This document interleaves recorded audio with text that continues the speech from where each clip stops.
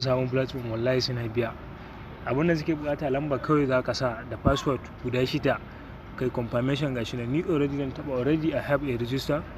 Bari taba gashi nan, gashi nan zan yi login. Wallahi legit ne suna biya.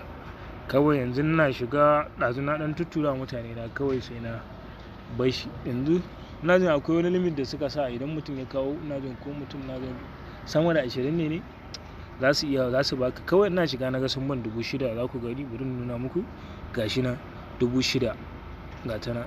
Wallahi kawai na shiga na withdraw ɗinta instantly gashi nan sun tura mun ita.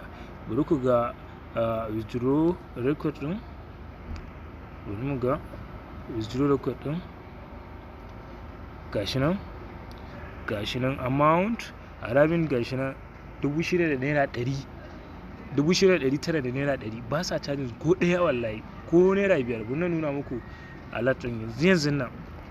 So ga alert ɗin ku duba ku gani gashi nan 6,000 da naira 900 da naira 10, 6,900 da naira 10. Ga time gashi nan wallahi naira 6,000 instantly suka turo mu karfe 9 gashi nan da minti 51. So in kuka duba ta date ɗin gashi nan yanzu minti 9 da minti 50.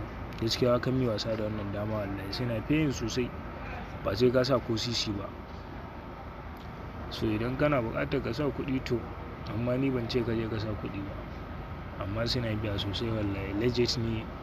Mu yi ƙoƙari mu je mu yi rijista gaskiya mu samu rabon mu.